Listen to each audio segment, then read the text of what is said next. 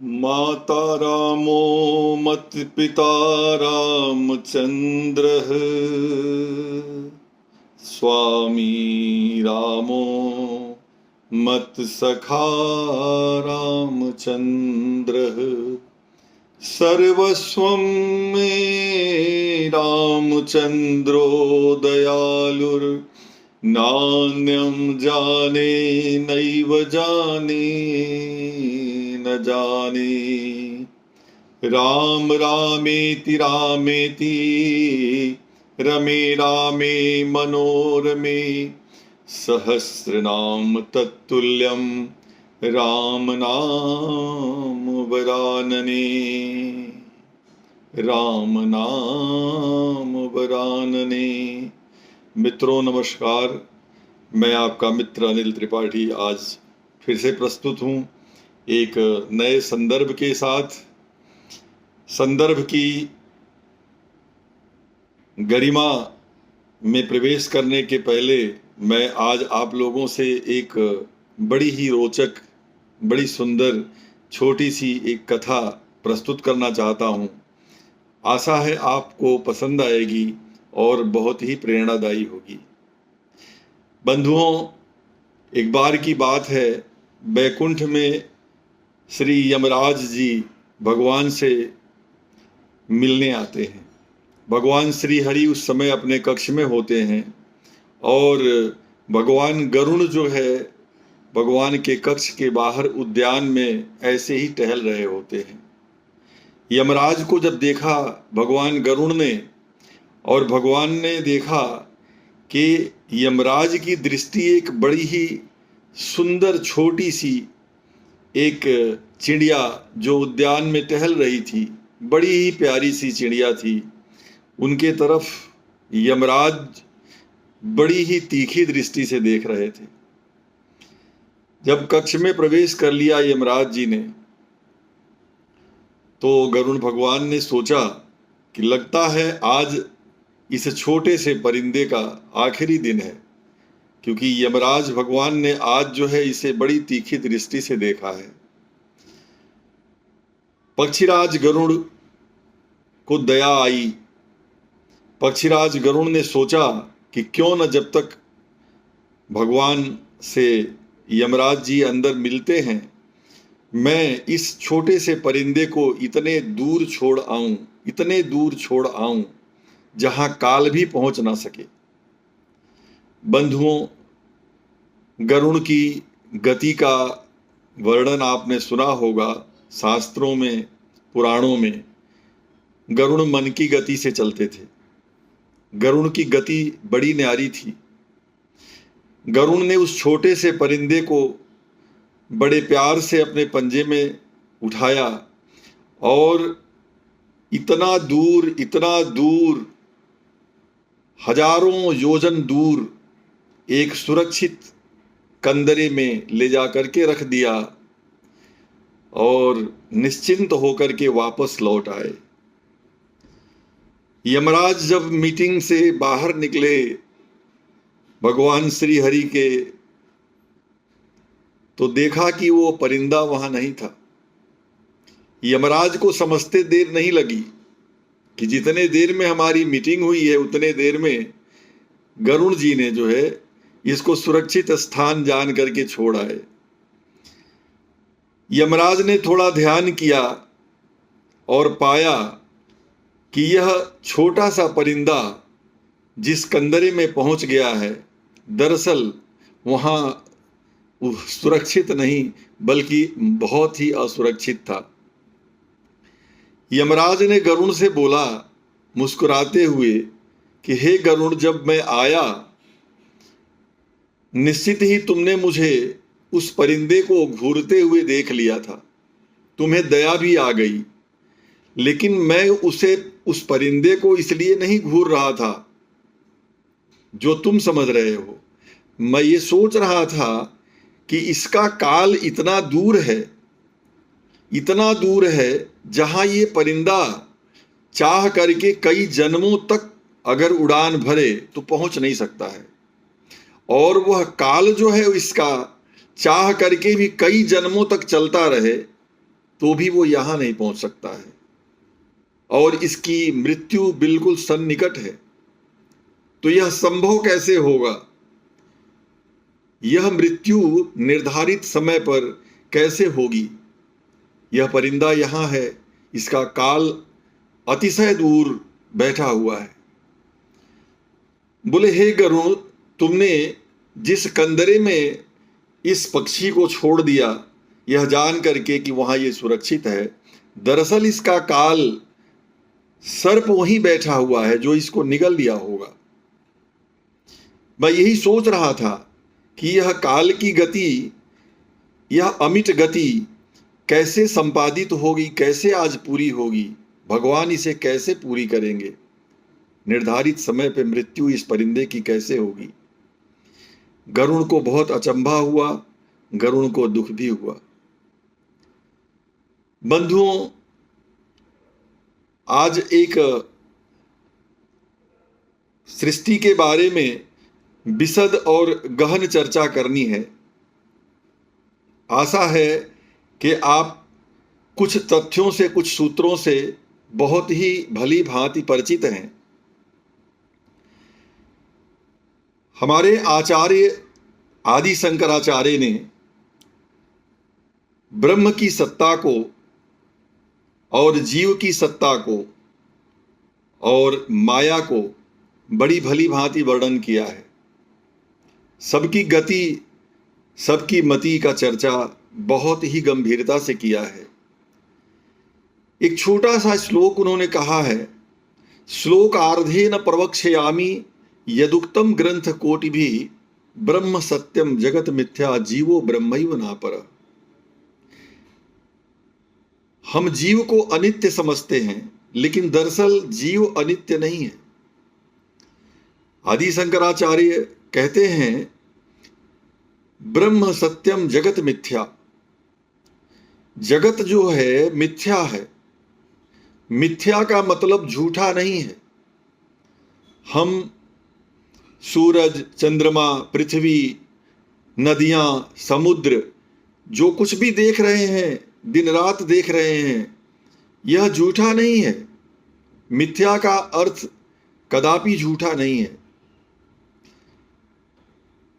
यहां मिथ्या का अर्थ जो है, यह अलग ही भगवान ने दिया है।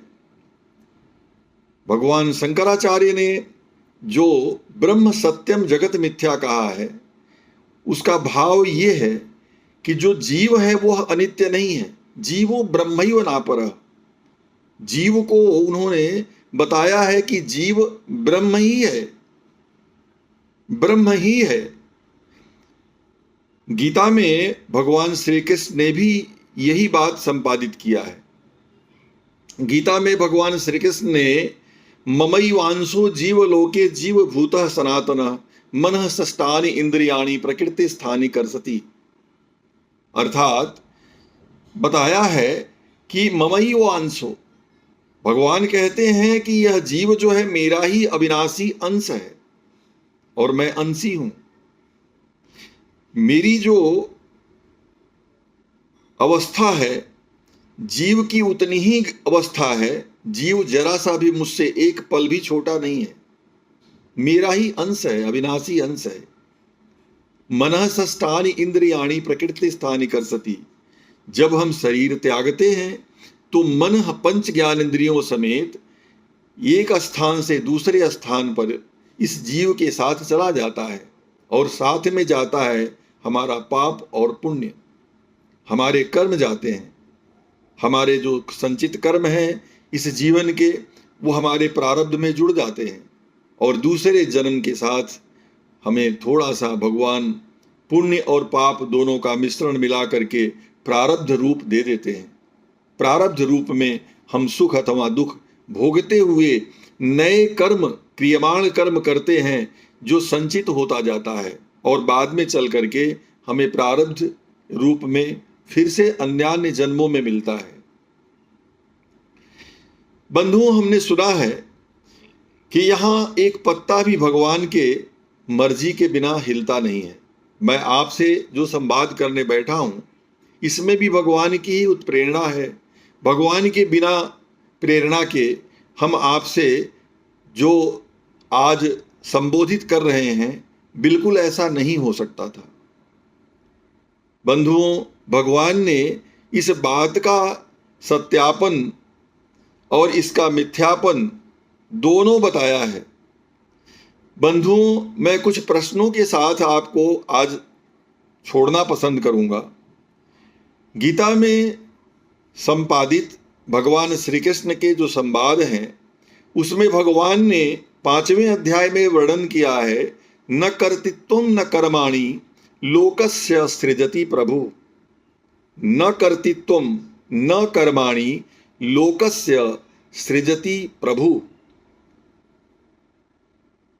भगवान कहते हैं कि आपके जो कर्तृत्व हैं, अर्थात जो कृत्य आप करते हैं, और जो भी आपके कर्म हैं, न सृजति प्रभु, प्रभु उसका सृजन नहीं करते हैं।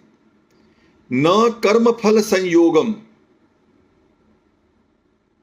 स्वभावस्तु प्रवर्तते, कर्म के फल का भी भगवान संपादन नहीं करते हैं। हमको लगता है कि भगवान कर्म का फल देगा। भगवान कहते हैं कि न कर्म फल संयोगम, कर्म के फल का भी संयोग मैं नहीं निर्धारित करता हूं, बल्कि स्वभावस्तु प्रवर्तते, स्वभाव से ही ये सारा कुछ, सब कुछ स्वयमेव होता रहता है। जो हमें ज्ञात है कि भगवान ने बताया है, प्रकृतेः क्रियमाणानि, भगवान कहते हैं हे अर्जुन, प्रकृतेः क्रियमाणानि गुणैः कर्माणि सर्वशः अहंकार विमूढ़ात्मा कर्ता अहमिति मन्यते। भगवान कहते हैं हे अर्जुन, प्रकृति के जो तीनों गुण हैं, सतोगुण, रजोगुण और तमोगुण, प्रकृति के ये तीनों गुण ही आपस में बरत रहे हैं। जो भी क्रियाएं हो रही हैं, वह क्रियाएं प्रकृति के गुणों के द्वारा ही संचालित हो रही हैं। अहंकार विमूढ़ आत्मा कर्ता अहमिति मन्यते। भगवान कहते हैं कि जो अहंकारी व्यक्ति होता है, अहंकारी पुरुष होता है, कर्ता अहमिति मन्यते, यह मान बैठता है कि मैं करता हूं। अब जब मैं करता हूं यह मान बैठता है, तो उससे बहुत सारे ऐसे भी कर्म होते हैं जो बहुत सारी बुराइयां भी देते हैं उसको। अहंकार ऊपर चढ़ जाता है उल्टा। तो भगवान के कथनानुसार अगर हम देखें तो गीता के सूत्रों में भगवान कहीं भी कोई भी बात, कोई भी श्रेय खुद नहीं लेते हैं। भगवान कहीं नहीं कहते हैं कि जो भी है वो मैं करता हूं। प्रकृति के गुणों के द्वारा ही सब कुछ संचालित होता है। प्रकृति के गुण ही गुण आपस में बर्ताव करते हैं। सारी क्रियाएं, हमारे सारे दोष, हमारे गुण अवगुण, सब कुछ उस समय उस तरह से होते हैं जब सतगुण, रजोगुण और तमोगुण विद्यमान होते हैं। जब सतोगुण विद्यमान होता है तो हमसे सत्कर्म करवाता है। रजोगुण हमें ज़्यादा विषयी, ज़्यादा पराक्रमी, ज़्यादा उद्यमी बनाता है। और जब तमोगुण की बाहुल्यता होती है, उस समय हम प्रमादी और आलसी हो जाते हैं। इस तरह से भगवान कभी भी कोई भी चीज़ खुद पे नहीं लेते हैं। भगवान अर्जुन को बहुत सारे सूत्र गीता में उद्बोधित किए हैं। अर्जुन को कई बार ऐसा भी हुआ है, भगवान से उन्होंने ये भी कह दिया है कि आप दोनों बातें कहते हैं, आपकी दो अर्थी बातें हमें समझ नहीं आती हैं। और कई बार हमें भ्रम हो जाता है कि क्या सही है और क्या गलत है। और यह भ्रांति अंत तक बनी रही। बाद में भगवान अर्जुन को शरणागत होने की बात आखिर में कह करके और संपन्न करते हैं अपने संवाद को। सर्वधर्मान परित्यज्य माम एकम शरणं व्रज अहम त्वा सर्व पापेभ्यो मोक्षयिष्यामि मा शुचः। कहते हैं हे अर्जुन, तुम ज़्यादा पचड़े में मत पड़ो। तुम अपने सारे कर्मों को मुझे समर्पित कर दो और मेरे शरण हो जाओ। मेरे शरणागत हो जाओगे तो तुम्हें सारे पाप संताप से मैं मुक्त कर दूंगा और तुम्हें अपना लूंगा। मैं भगवान से विनती करूंगा कि आप सभी भक्तों का सबका भगवान कृपा करें और कष्ट हरें। जय सिया राम।